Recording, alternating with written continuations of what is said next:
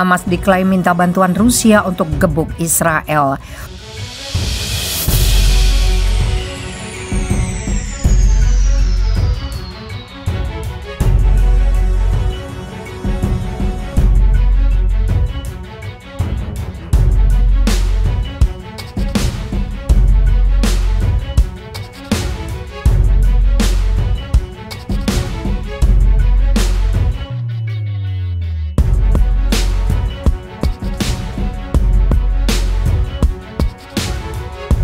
Kelompok Hamas diklaim minta bantuan Rusia untuk perlawanan mereka terhadap Israel di Palestina. Pernyataan itu disampaikan Hamas saat kunjungan delegasi ke Moskow pada 4 Mei. Mereka disambut di Wisma Tamu Kementerian Luar Negeri Rusia dan menggelar pembicaraan pada 5 Mei. Delegasi Hamas di Moskow saat ini dipimpin Kepala Biro Hubungan Internasional Moussa Abu Marzouq yang didampingi oleh 2 anggota Biro Politik Hamas, Fatih Hamad dan Hussam Badran, seperti dikutip dari Al Monitor. Kedatangan Hamas bertepatan setelah terjadi ketegangan antara Rusia dan Israel terkait agresi di Ukraina. Rusia murka setelah Israel pada 15 April mengecam Moskow atas invasi mereka di Ukraina. Kementerian Luar Negeri Rusia buru-buru bereaksi atas sikap Israel itu. Dalam sebuah pernyataannya, Kemenlu Rusia menuduh Israel mengeksploitasi situasi di Ukraina untuk mengalihkan sorotan dunia terkait konflik Palestina versus Israel yang dinilainya tidak pernah selesai. Pada 4 Mei, Presiden Israel Isaac Herzog juga mendesak Menteri Luar Negeri Rusia Sergei Lavrov meminta maaf karena pernyataannya yang salah kaprah. Lavrov pernah mengatakan bahwa pemimpin Nazi Jerman Adolf Hitler masih keturunan Yahudi. Komentar itu terlontar saat menyinggung Presiden Ukraina Volodymyr Zelensky yang masih memiliki darah Yahudi. Tensi semakin meningkat setelah juru bicara Menteri Luar Negeri Rusia, Maria Zakharova, mengatakan kepada Radio Sputnik terdapat sejumlah tentara bayaran Israel yang membela Ukraina. Zakharova menuduh bahwa tentara bayaran Israel berjuang bersama Batalion Azov Ukraina yang dituduh Rusia sebagai neo-Nazi. Sementara itu, pemimpin delegasi Hamas Abu Marzouq mengatakan dalam pernyataannya kepada televisi Al-Mayadin pada 5 Mei usai kunjungannya ke Moskow, perimbangan baru akan diberlakukan saat ini dalam sistem global. Ada peluang untuk mengubah status quo dalam sistem global demi kepentingan kelompok yang tertindas di dunia, tutur Marzouq.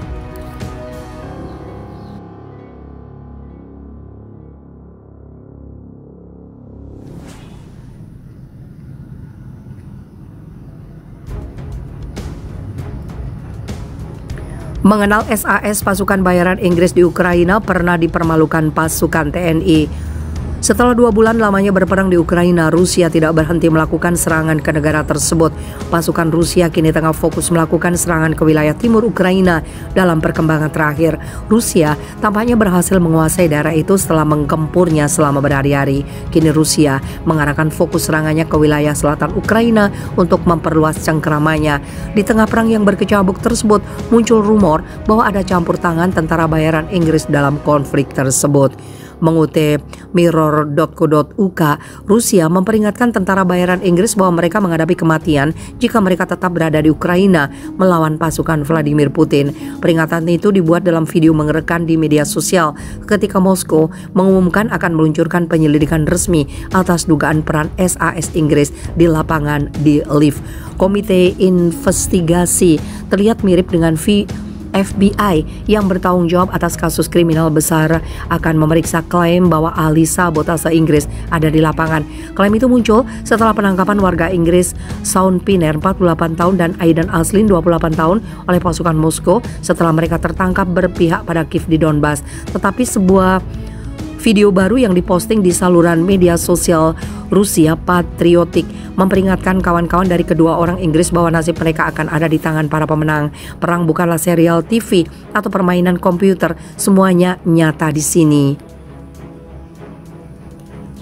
Kini disebut menyusup dalam peperangan Rusia dan Ukraina. Dahulu, rupanya pasukan SAS Inggris pernah dipermalukan ketika menghadapi perlawanan Indonesia di hutan Kalimantan. Itu terjadi ketika Indonesia terlibat konfrontasi dengan Malaysia, sementara SAS Inggris bertempur membela negeri jiran. Sebuah serangan tiba-tiba dilakukan Kopassus, membuat pasukan SAS Inggris terkejut dan tidak bisa banyak berkutik. Misi itu dijalankan Kopassus di malam hari dan di bawah guyuran hujan.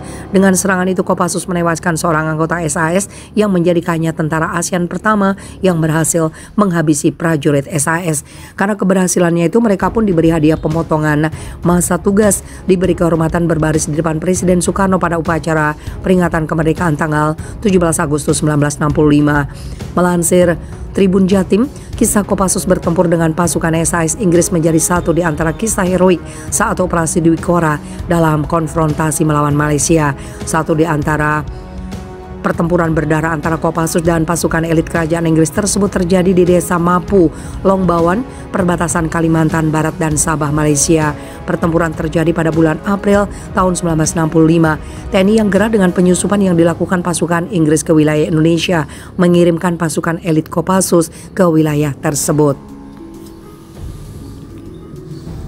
Saat itu Batalion 2 RPKAD baru saja terbentuk. Batalion baru itu dikirim ke Kalimantan Barat perbatasan dengan Malaysia tersebut untuk melakukan misi khusus menghancurkan pos musuh.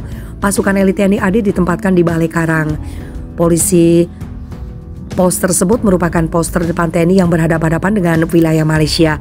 Di depan mereka hanya sekitar 1 km terdapat pos terdepan tentara Inggris, yaitu di desa Mapu. Pos terdepan yang berbatasan dengan wilayah Indonesia itu dijaga oleh satu kompi British paratrooper dan beberapa orang SAS. Pos ini merupakan target operasi dari pasukan khusus yang dikirimkan TNI.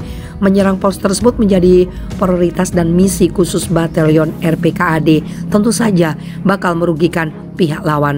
Sebelum melakukan serangan, para prajurit Kopassus menyiapkan rencana dan strategi yang akan dijalankan. Setelah sebulan mempersiapkan penyerangan, tiba waktunya pada 25 April 1965 gladi bersih dilakukan.